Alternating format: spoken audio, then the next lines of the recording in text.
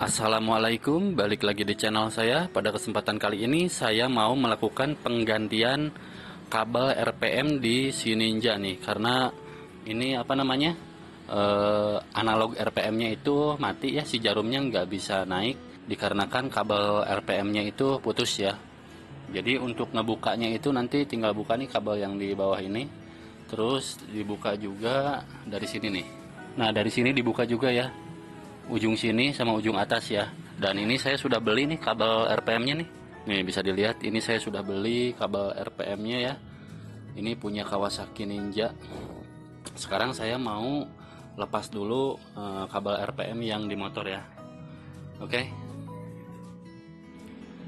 Cara ngebuka kabel RPM-nya emang agak sulit dan nyelempit banget nih. Saya harus dari sini nih. Mudah-mudahan bisa kelihatan ya. Nah ini diputar aja pakai tangan, dicopot aja kayak gini nih. Nanti saya mau cek apakah ada yang putus atau enggak ya. Kayak dikendorin aja nih. Nah kayak gini ya.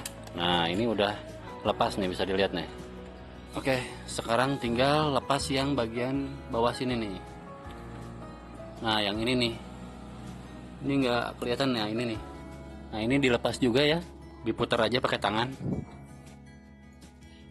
Nah ini yang ujung atas ini dikeluarin ya. Saya mau tarik aja dari bawah nih, dari sini nih. Nah ini ujung yang bawahnya ya, saya mau tarik dari sini aja. Nih bisa dilihat ternyata patah ya. Nih bisa dilihat. Coba saya deketin. Nah ini patah ya, harusnya ada ujungnya nih. Tadi sudah saya ambil nih ujungnya nih. Nah ini dia patahannya. Nah jadi cuma segini nih, kecil banget ya, patah.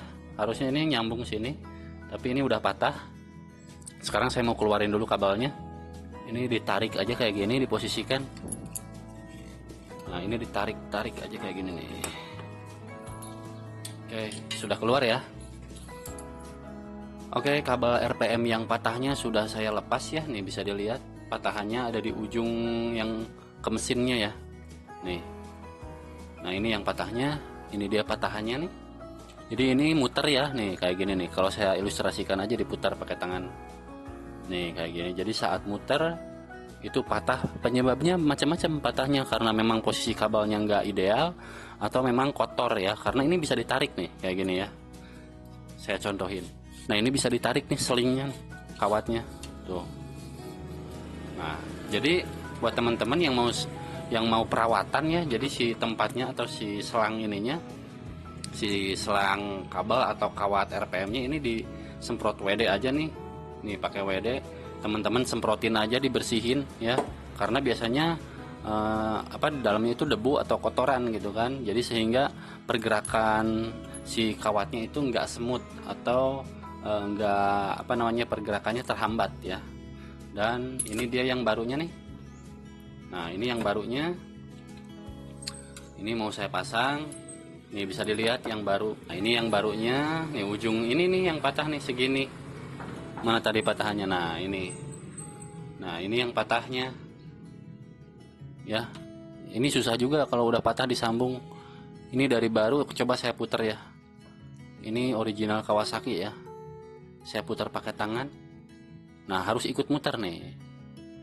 Cuma agak berat, mungkin harus saya kasih pelumas, kasih WD dulu ya. Ini diputarnya agak berat. Ini ada gemuknya biasanya dari sananya. Nih saya lepas. Tuh lengket banget nih. Ada grease-nya. Ini mau saya bersihkan dulu ya. Walaupun ini baru, tapi tetap kan ya, kita yang namanya di toko kan udah lama ya, nggak tahu. Sekarang mau saya bersihin atau kasih WD dulu sebentar. Oke, saya posisikan di bawah aja. Nah ini nih yang bekasnya nih. Tuh. Ini kurang lebih ada 1 meter ya panjangnya. Nah ini yang barunya. Yang barunya juga mau saya cabut nih. Nih saya lepas dulu ya. Saya lepas dulu, mau saya bersihin. Nah kayak gini ya. Jadi yang rawan patah itu adalah ujung yang ini nih. Nah ini ujung ini rawan patah. Jadi teman-teman harus hati-hati saat memasang dan membukanya. Tapi karena ini masih baru ya, kawatnya masih kuat ya. Jadi jarang patah harusnya, kecuali ketekuk. Kalau ketekuk ya bisa patah ya. Oke, sekarang tinggal bersihin ini pakai WD aja deh. sebentar, saya siapin dulu lapnya. Jadi ini juga dibutuhkan perawatan ya untuk kawat RPM atau kabel RPM biar awet. Oke, nih caranya mudah aja sih sebenarnya. Nah ini tinggal disemprot aja kayak gini ya. Banyaknya segimana ya kira-kira aja lah, yang penting bisa melumasin. Nah, dia akan nyerap sendiri ke dalam. Oke, nah kayak gini ya, jangan terlalu banyak juga karena nanti kan bisa ngucur dari lubang yang ini ya, kira-kira aja. Oke, nah baru kawatnya nih, kawatnya juga saya biasanya dikasih grease juga, dikasih grease, ini kan udah ada grease-nya, dikasih semprotan WD juga.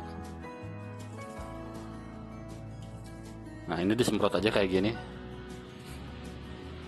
Nah kayak gini terus sampai ujung ya.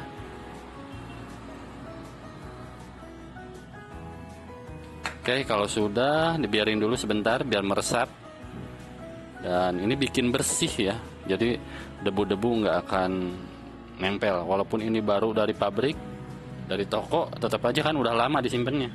Jadi grease-nya juga kan udah kental. Jadi agak berat tadi saat diputar. Oke, sekarang tinggal masukkan kembali. Kayak gini aja masukin. Hati-hati kalau misalkan nyangkut jangan dipaksa ya, karena ini harus leluasa masuknya. Nah kayak gini. Oke, sip. Kalian tinggal gini-gini aja nih biar bersih. Nah kayak gini aja, kalau udah ringan diputarnya berarti dalamannya udah bersih ya. Nah kayak gini. Nah teman-teman kocok-kocok aja kayak gini nih, bolak-balik. Oke, lalu diputar-putar kayak gini nih. Nah ini diputarnya udah agak ringan nih. Jadi buat teman-teman harus sering-sering ngecek ya ini nih ya. Jadi dicek setiap ya setahun sekali, kalau kelamaan kali ya 6 bulan sekali lah ya, di servis nih kayak gini. Cuma dilumasin aja sih nih kayak gini, diputar-putar. Nah ini udah lancar ya. Oke, sekarang mau saya pasang dulu ke motornya. Oke, sekarang tinggal pasang aja ya. Nih ada dua pengunci, ini bisa dilihat, jangan kebalik ya. Jadi yang ada kuningannya ini yang bawah ya, yang ke mesin nih. Bisa kelihatan nggak? Nih ini yang ada kuningannya nih. Nah ini kan ujungnya tuh kotak, kalau dalamnya ini apa namanya, bulat ya si bajanya. Besinya baja apa kayaknya ini baja nih, atau besi gitu kan. Nah ini yang kotak ini yang ada kuningannya itu di dalam sini nih.